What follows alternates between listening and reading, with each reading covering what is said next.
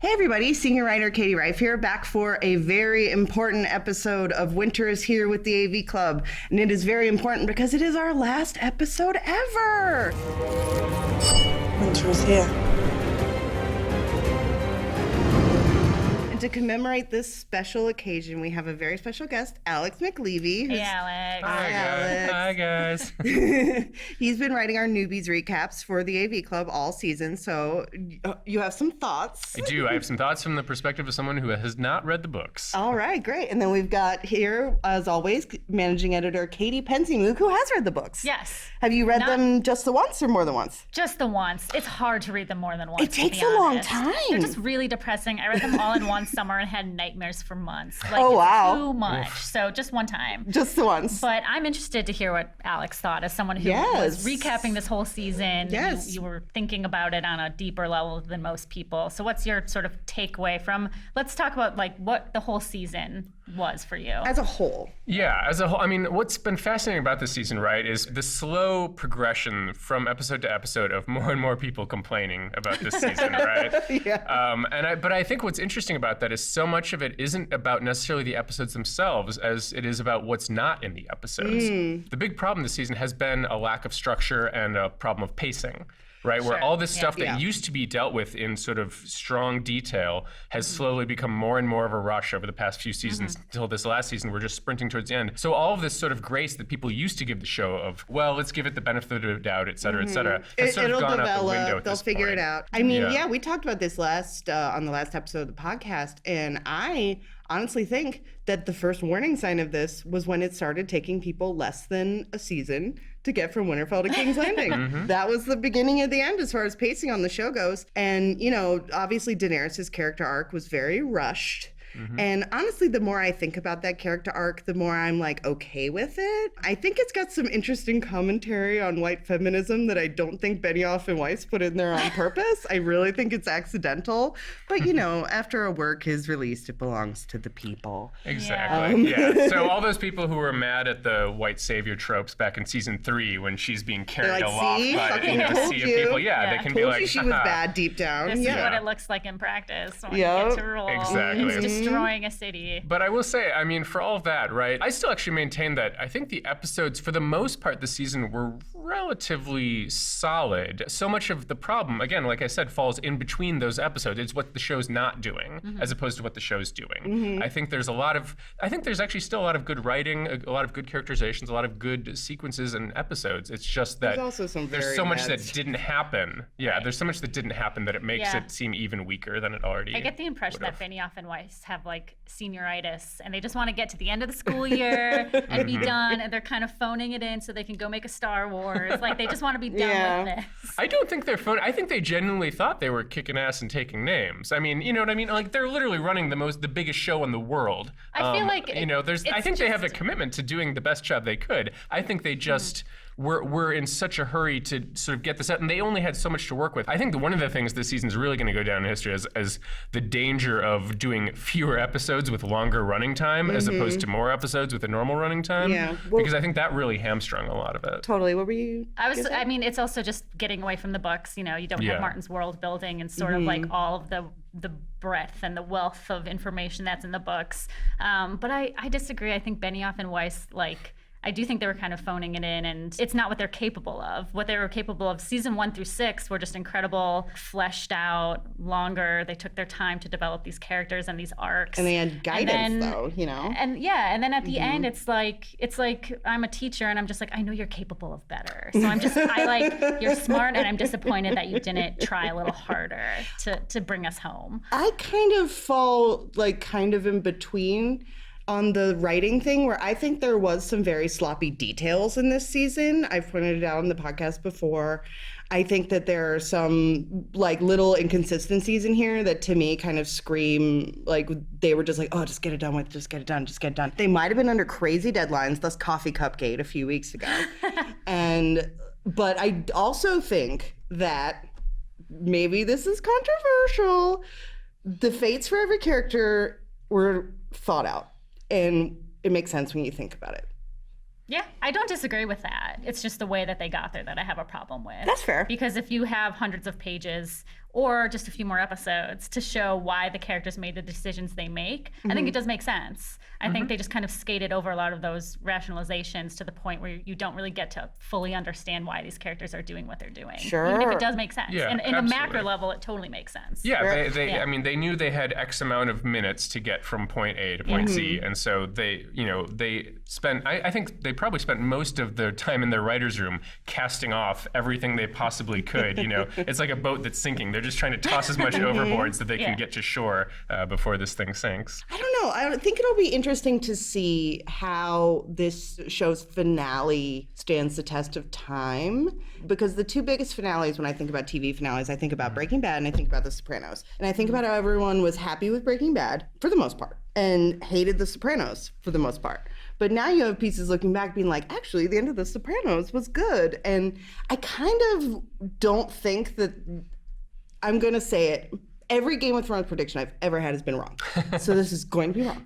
But I don't really think that you're going to get people looking back later and being like, actually, the end of Game of Thrones was good because it is so rushed. For me personally, I think the episode itself was relatively solid. I thought it was decent. I thought it did, I thought it was very smart to focus, to basically just do it 2 scenes. There's the immediate aftermath of Dany's destruction of King's Landing, where she's killed by Jon Snow. And then there's the scene where they decide who the new ruler of Westeros is going to be. Yeah, there's a little postscript afterwards, blah, blah, blah. But it's about those 2 scenes. That's what the episode focuses on by far. There's a lot of satisfying work they did because as opposed to every other episode this season, it doesn't have to do anything else. All it has to do is end, right? And it did that. And it did it fairly well to my mind. Yeah.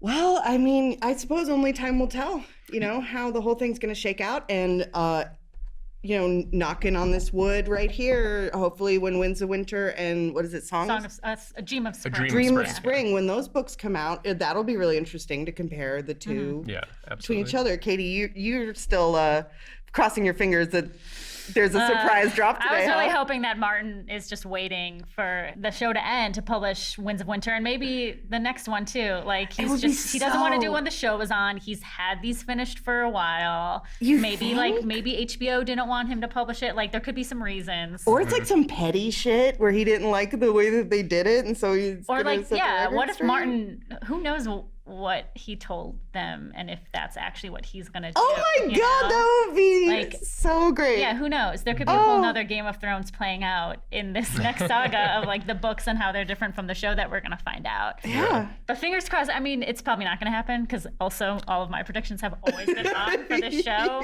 Much like a dragon, he's just going to sleep on his pile of gold. Yes. Well, thanks for coming on, Alex. Thanks for having me. And now we welcome another very special guest. We've got TV editor Erik Adams. Hi, Erik. Hi, Caity. Hey, Thank Erik. you for having me. You ready to talk about some Thrones for the last time? For the last time. The final time. Final time. Phew. This is maybe not what you want to talk about, Erik, but what happened to Winter? Is Winter gone now? Well, that was a big question, right? That like once the Night King is defeated, does that defeat Winter? Does that reset the seasons? It was still snowing at Winterfell, though. Was it snowing or was it ash? At Winterfell? Yeah. At Winterfell. Sorry. Yeah. It was still cold at Winterfell, or maybe it's just cold all the time there. I don't know. Yeah. Maybe it's just like they do Minnesota. have summer. Yeah, like they a do. brief summer. They do. They do. Yeah, I was just confused about all this talk about winter was here and it was going to be a years-long winter. Sansa, who can get it done, was preparing for hunkering down, and then they kind of, like many things this season, just kind of let that storyline go. Yeah, that's what I was talking about with like the inconsistent details. Yeah. Just the stuff that's like driven me crazy. They sort of built things up and then all forgot season. about it. Yeah, just kind of let it go. Like, well, we've got other things to do. So There's hundreds of pages in the Grand Maester's new book that song. explains it all. Oh my God, Erik. Speaking of tangents, I'm so tired of all these Game of Thrones. I hated that meta thing with the book so much. I was more mad about that than anything else that I've seen on Game of Thrones. I was like, oh fuck you. I was like, I hate that kind of stuff. It was very winking and sort of out of character with the show, which Fucking is not dorky that kind Samwell. of show. Jesus Christ. Yeah. And there's also like there can't be any one-to-one correlation with this book and the books as they exist, because it's not like the Maesters at Old Town were like writing from first person perspective. Right. Or that's I'm true. sorry, Tyrion's not in it at all. At He all. kills his father. He sets all these things in motion. Yeah. Doesn't even get a mention. Yeah, the Battle of Blackwater, right? He was in charge there. Why isn't he even mentioned? Bananas. It is bananas. I think there is a thread about how adaptations happen. Yeah, and all how, the like, book you stuff lose, in this episode. It was you very lose stuff in translation. Yeah, stories. The power of storytelling. That's why Bran should be king, because he knows how to tell a story. Boo. Okay, It is a well, good let's story. get into it. Eric, we wanted to bring you on because a classic, one of the signature things about television as a medium is that it allows for lots of character development. We've had a lot of character development over the years, and now we find out their final fates. And we wanted to do a bit of an exit survey about how we feel about what happened to all these different characters. We'll start with the death of Daenerys Targaryen, which, as I said earlier, the more I think about it, the more I'm okay with it. Yeah. I knew Jon Snow was going to stab her. It's what I thought Jaime was going to do to Cersei, which is interesting. He didn't end up doing it, but Jon did it, and now he is the Queenslayer. How do you all feel about this? Go ahead, Eric. I was genuinely surprised in it. Like, really? As cold as my reaction to like their final clutch was, because geez, that romantic storyline did not come together at all. No. I was And surprised. it was not the incest that turned him off. I was surprised that that's the way that they ended it. Like, I thought it was good. I was kind of banking on Arya, to be quite honest. And I was surprised for a second. I was like, oh, Arya's gonna take off Jon's face. But then that would have meant that Arya had killed Jon as well. No, I agree. I was looking for something in that scene because it felt weirdly anticlimactic for how sort of quiet it is. It is just Jon in a room by himself with Dany, and a stabbing is like a very, I don't know, almost like a boring death. There was no a very dragon intimate involvement. There was no death. fire, and then she's just dead. And for how much buildup there was around this single moment, it felt anticlimactic to me. I think that the Daenerys Targaryen storyline has been anticlimactic for at least 3 episodes now. So no matter what happened, it was going to be anticlimactic. Yeah. I mean, once they decided that she was crazy, then like her storyline was basically over from there, in my opinion. Yeah, and So- you kind of knew Jon wouldn't be okay with her. And even to the point where that earlier scene where Tyrion is kind of convincing Jon that he needs to kill Dany, I thought didn't really ring true, because Jon would not need convincing. Which again, maybe if they had taken more time, they would have shown Jon really was in love with Dany, and it really would be hard for him to like reckon that relationship with this person who just burned down King's Landing. But as it was in the show, there wasn't really that time given to it. So I was like, why is Tyrion convincing Jon? Jon would know this already. Yeah. He's Ned Stark's son, really. You know, he doesn't need to be convinced. Also, Jon is the Hamlet of Westeros. Like, he's always caught between decisions and doesn't know what to do, and that felt very in character for me, that he was agonizing. I have to say, I have always kind of been like, oh, Jon, he just kind of stands there and looks concerned. This is like something I've been ranting about for many years, actually. But at the end, I was like, oh, Jon, I'm gonna miss your dumb, concerned face. I'm gonna miss your what do I do face. I'm gonna miss you, buddy. We were giving my mother-in-law a bunch of shit last weekend because she loves Jon so much, and she was arguing on his behalf as being like the strong savior of Westeros, and we were talking about how that. wishy-washy he is. But as soon as he stabbed her, a text message came into my phone and my wife's phone that just said, "See, Jon's not a wuss." I was like, all right, Mom, you got us. You're right. Well, I mean, it's sort of like what happened with Theon Greyjoy. You know, it's sort of Jon was set up to be a hero from the beginning, so it wasn't quite the same kind of redemption. But yeah, he did kind of grow a spine in the very end. When he really, really needed it. Yeah, when he really needed it. As soon as Tyrion talked about duty, I was like, there you go, duty. That's the one thing Jon Snow knows, and I don't mean that as a pun. But you know what? He got a happy ending. He's going to go off into the woods. Yeah. With the wildlings. Find himself a new Ygritte. You think so? Settle down. He- Live a good life. He did not abandon Ghost. So No, I that guess was- Fine, we we all have get to a take moment of affection. We with have to Ghost. all take that back, I guess. Everybody would wasn't just us. There were a lot of people saying like, how did you just abandon your dog? But I guess he didn't. He's actually happy to see him. Yeah. If I was Ghost, I'd be like, fuck you, man. But also, he's a good dog. that moment of Yes. physical contact, you can kind of see why maybe they Yeah. were thinking, Yeah. let's not have them in the same shot. There were a few bad green screen shots in this one where I Yeah. was like, ouch, Oh, y'all man. were in a Oh, rush, huh? In the throne room? Yes, that was the Yeah. one I was thinking of. Yes. PU. There's one really bad. I think it's Daenerys, and then behind her is the castle. I was just like, ooh, yikes. Like, you didn't even smooth that out. It looks Yeah. terrible. In an episode where, like, when Jon comes face to face with Drogon after Drogon throws all the ashes off of him, like, that looked great. Yeah, the dragon stuff looked Yeah. fantastic. Very good dragon stuff in this episode. Let's move on to a different aspect of the dragons and the Dragon Queen, which is Grey Worm, who in the end is going back to Noth with all the Unsullied. Are they Seems all like going? it. Yeah. They all fit in one boat? I think they had a couple boats. They had a few boats. Yeah. Okay. I think so.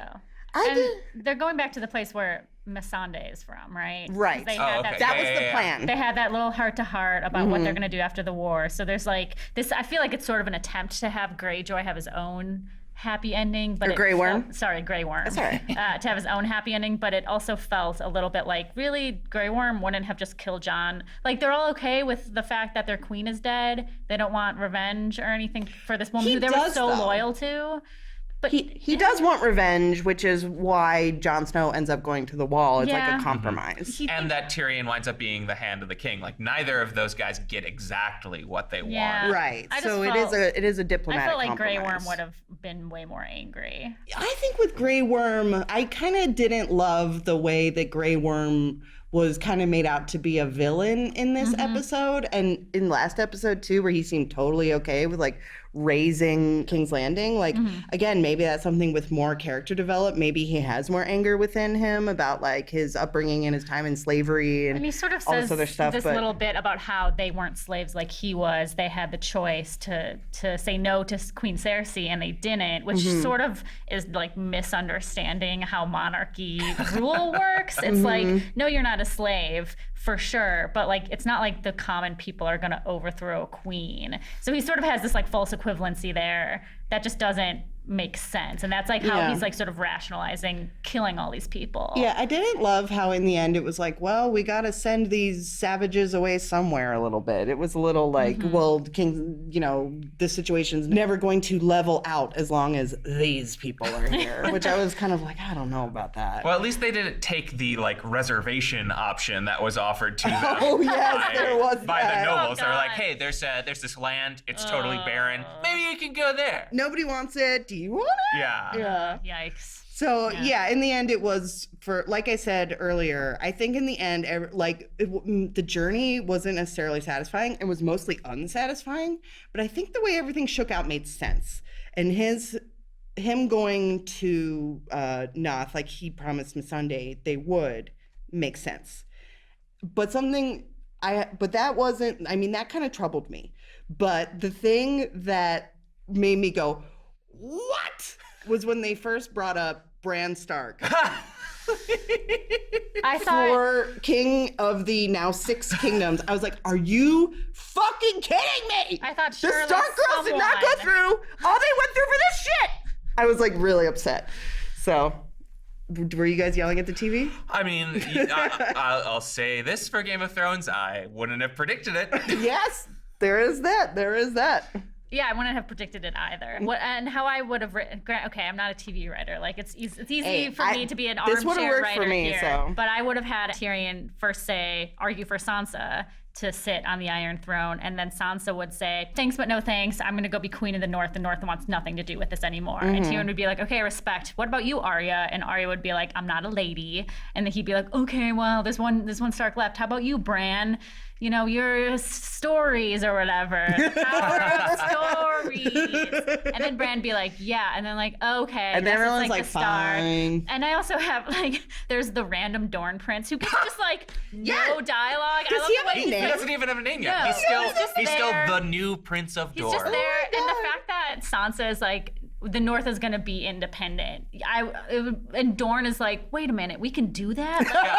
Like, oh, the South should be independent too. Like, they don't really have much to do. They haven't had a big influence in this storyline, it seems like they would also want to be independent. Same with Yara and the Iron Islands. Right, like Yara was for Queen Daenerys. Not for anyone else. It felt wildly out of character for Yara to be cool with all this. Yeah, to not even speak up like at all did feel very out of character to me for Yara Greyjoy. And I would expect Yara Greyjoy to be like, fuck this, I'm leaving, bye. And like, this also could have been Gendry's point to stand up and be like, so I'm Robert Baratheon's son. I have Targaryen blood. Like, maybe it makes the most sense for me to be on the throne. Yeah, I was kind of surprised that literally no one else stood up and was like, hey, what about me? I like being in charge. Uncle sit down. Well, it's probably one of my favorite lines just from TV period. Yeah, Uncle sit down. Tobias Menzies and his inability to rule a kingdom will return in the third season of Netflix's The Crown. I mean, that being said, in the end, okay, so I did have my stages of grief about Sansa not sitting on the Iron Throne. Well, technically, no one sits on the Iron Throne, guys, because the dragon melted it. Yeah, I guess if the symbol is gone.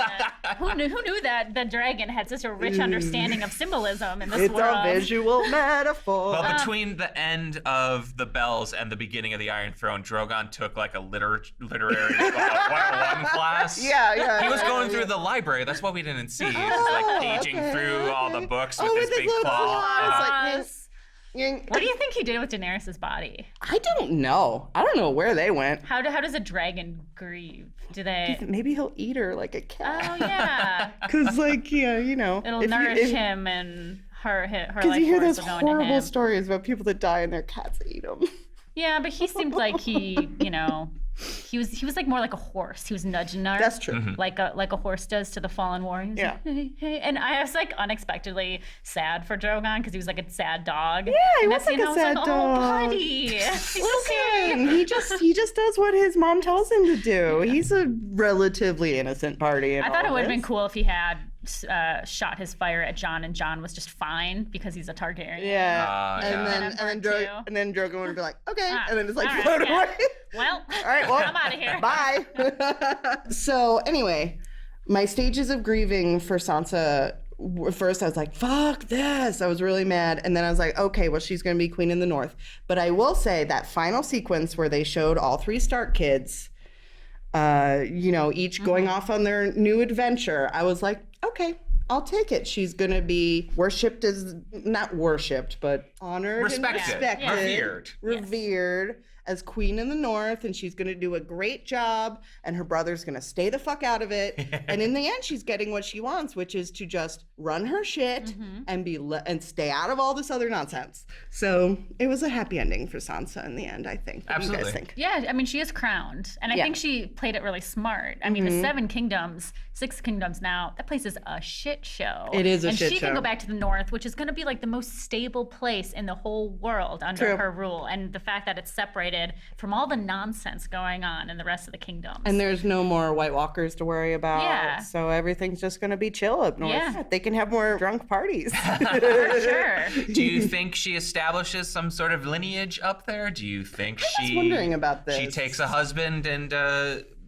gives birth to a successor, or does it become the sort of thing that they've established down in King's Landing, where like the crown is passed on by whoever the nobles determine deserves it? I'm hoping the North breeds another Lyanna Mormont, a very obvious successor, like the sort of foster child thing that old monarchs used to do when there wasn't someone good to rule. They would like adopt a cousin and like raise them up to be the next monarch. Maybe something like that. It seems like there's lots of good options in the North. Yeah, definitely. I mean, they still have houses left with, heads of houses who are loyal to the Starks. And I thought about this, my first thought was like, oh, it'd be great if Sansa got a husband and then she could just then she would have it all. But it's complicated for her. Yeah. They are still living in a patriarchal world, and Queen Elizabeth I never had children because she never took a husband because he would have automatically been put over her, and she can't have that kind of thing. Yeah. So I wonder, it will take Sansa a while to kind of let her guard down too, because she did go through so much Maybe emotional Sansa's trauma. red hair is meant to invoke Elizabeth. Yeah, maybe a little bit, yeah. Yeah. And, you know, there are some historical parallels on the show, like Bran, the reluctant king who doesn't want to keep it. That is like the Roman, there's a guy from Roman history called Cincinnatus. I know this because I'm from Cincinnati, who was a farmer who was called up to lead the Roman Empire and then abdicated because he didn't want it afterwards. Yeah, he had done his time, right, to like lead them through whatever crisis. A war, they were I in. think, or and then when it was done, he just walked away and went back to being a farmer, right? Yeah, and Yeah. that's kind of what Bran's thing reminded me of. I assume he'll stay king for life, but it's still just kind of like the reluctant being called up for duty Right. as opposed to really wanting the power. Right. And there is some Roman stuff in the show, like the whole Colosseum with the dragons and everything Dragon is pit, very yeah, Roman. for so. sure. Everything's very senatorial, I feel like, with that voting and then with the new small council. Yeah, let's talk about the new small council. That's a party I want to be at. Yeah? That sounds so fun. It does sound fun. Sir Davos. He's the MVP for me in this episode, especially when he's voting and he's like, I don't know if I get a vote, but I. Davos, and then he's on the Good small old council. Davos. Good Like, old Davos. He really won, and I'm so happy for him. He's one of the few characters that I'm just like, oh, hell yeah. And Bran came out on top. Good old Bran. It's so funny to me that he is the Lord of Highgarden. Lord of Highgarden and now Master of Coin. Yeah. Just like the past Lord of Highgarden. Yeah. So. And Brienne is in charge of the King's Guard, which is nice. Although, you know, side note, that is bullshit that she didn't write her own Yeah, page. that but, was my other least favorite we can book assume bit. that she has a page in that book, but why didn't we just get to see it? Maybe she doesn't get to write her own page. Maybe Pod's someone gonna else is. write it. Yeah. So, and Pod's knighted. We know that, which is also nice for him because she calls him Sir. Yeah, maybe you can't write your own page in the book or something like that. But honestly, I don't think I really liked the book stuff in the last episode because like I said before, I hated the A Song of Ice and Fire reveal. And Brienne not writing her own page in the book was like that one felt like a little bit of a gut punch where I was like, oh, so after all of this, she's just keeping Jaime's memory alive. Yeah, it really tied this amazing character to a man that she When her was whole intimate thing, with a couple nights, but like her arc was so much more than that. Exactly. And they should have focused. I mean, it was there, but they should have focused more on that. Yeah, I agree. Yeah. Okay, so like I said, we end the whole series with the Starks and what's going to happen with the Starks, which makes sense to me because that is they're the heart of the series. So what do you guys think about Arya the Pirate? What do you think about that? I think I would watch that show. I would Hell yeah. totally watch that show. I wonder if she'll find out that their world is round. Yeah. She's the Christopher Columbus of their world, or whoever actually discovered that. I doubt it was actually Columbus. Like I took Was it a lot of credit for a Vespucci? lot of Was it shit. Amerigo Vespucci? His name's on the map. I think maybe he just made the map, Oh, okay. and that's why we called America. But Magellan, one of those one of navigators. those, an explorer, but less Yeah. problematic. Hey, hopefully. I don't think Arya would take a turn for the problematic. Yeah, probably not. She's not. She doesn't seem like a colonialist. No. I do like that. I mean, I wish we had seen her use her face skills this season, but I do like the fact that she sort of has decided to turn away from that path. You know, she could go down this assassin road, and it seems like very consciously she decided not to, and she's going to go exploring instead of like killing. Well, assassins don't work for themselves. Good point. Assassins have a boss by definition, and Yeah. this way she doesn't have a boss. She Yeah. is the boss. Yeah. So that was cool to me. I appreciated that, and I would definitely go see. I would definitely watch the Arya follow-up series. But what if it was a movie? Ooh, I'd watch that. Yeah, I'd watch that. I mean, Maisie Williams has to remove herself from the X-Men universe now if the New Mutants ever comes out. Yeah, her and Sophie Turner are both in the X-Men universe now. Yeah. Yeah. Good for them. I I'm sure they're excited for one something. franchise to another, baby.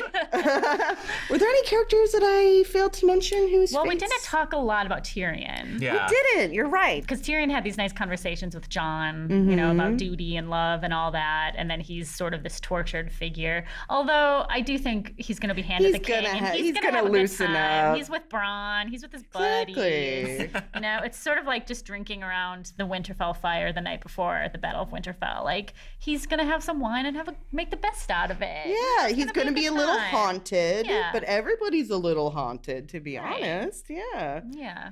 I think Peter Dinklage is definitely going to get nominated for an Emmy for this episode. Yeah, I think this episode is better for Peter Dinklage than it is for Tyrion. Like this is For sure. this is such a Yeah. we're gonna put the weight of all of the explanation and the wrapping up of all of these threads on your back. Peter, here are 3 speeches. Each of these could be your Emmy clip. Yeah, the way he explains what happened to Daenerys in a way that is like very succinct and well done for Peter Dinklage. Again, I'm not sure it super makes sense in like the context of what we had just seen, but you're like, okay, we get it. He sells that really stupid power of stories speech, and that alone speech, should get did him his the best. Emmy. Yeah. I mean, if it was in the hands of a less capable actor, it would have been even more silly that's than true. it was by Peter Dinklage. That's true. And I normally love Samwell, but like I think that it shows how well Peter Dinklage did handle those speeches, that he had similarly corny material and didn't sell it quite as well. I normally love Samwell, but I don't think he sold it quite as well. It's just like, hold on to democracy. Yeah. What if the people chose? I was like, that whole scene, I was just sitting there like, I mean, I'm glad that everyone started laughing because that feels realistic. Thank God. Like, thank God. If why they had have gone that? with it, I would have, wouldn't have been good. That would have been jumping the shark. It would have been worse than the book stuff. But all right. Well, thank you for coming on, Eric. Thank you for having me. It's been a long road. Have you been watching Game of Thrones since the beginning? I jumped in like season 3, Okay. so I've been there for the long haul, but not since the very beginning. Not the longest haul. Yeah, not the longest haul. Boy. I'm looking forward to being able to talk about another TV show. Yeah, it has been a long road, and it's really been, taking up a lot of just our like thoughts and attention at AV Club. Just been a huge event. Yeah. Now everybody go talk about Barry, please. Yes, now the Barry contingent can have their day in the sun. Welcome to Barry Good, a podcast about the original HBO series Barry, starring Bill Hader, co-created by Bill Hader and Alec Berg. I'm Erik Adams, TV editor. Today we're talking about the finale where Barry makes some very crucial decisions. Get out of here, Eric. All right, fine. This is the All Game of Thrones podcast.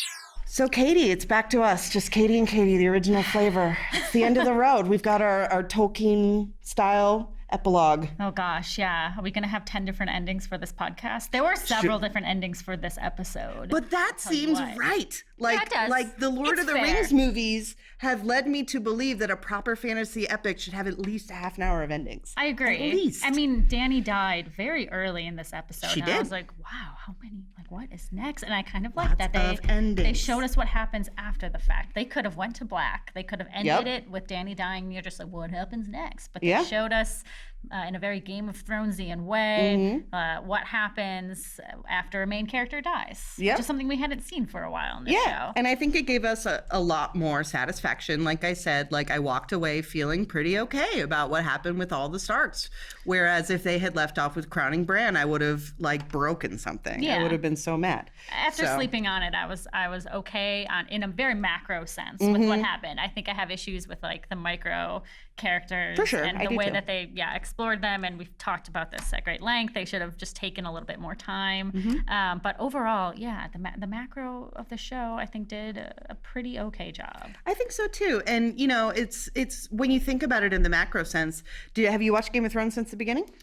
I don't. I think I started around 1 or 2 and read the books, and then That's what. and then, I don't really remember. I watched the very first episode. Here's a little personal story time. I was working at a site called MrSkin.com at the time, and we heard that this new HBO show was going to have a lot of boobs in it. And I was, a writer for that site at the time, and so I watched this show, and I just loved it. So I watched it from the very first episode. I watched the first season, then I read all the books to catch up after that season ended, and I've just been with it the whole time. And I have to say, like after about season 5, like my faith flagged throughout this season, but I feel okay walking away. Yeah, I mean, I was thinking we've had 8 seasons of the show. I've been watching the show longer than I've worked at the AV Club, longer than I've been married. Like, the show has been with me for a long time, and now it's over, and I'm really glad that it's done. Until the spin-off! Yeah! And maybe we'll be back with another season of Winter is Here when that happens. Hopefully it's winter in that prequel. Yeah. We can keep the name of the podcast. Yes, we can keep the podcast. But in the meantime, you can listen to our other podcast, which is Dial M for Maple, about Riverdale, which I believe just had its season finale, but we'll be returning. And until then, I'm Caity Rife, senior writer at the AV Club. And I'm PenzeyMoog, Caity PenzeyMoog, if you will. I go by Caity here, managing editor at the AV Club. And thank you for listening to Winter is Here. Please join us on iTunes. Give us 5 stars for our final episode, finale of Game of Thrones. One last 5 stars for the road. And thank you all very much for watching or listening. Bye. Bye.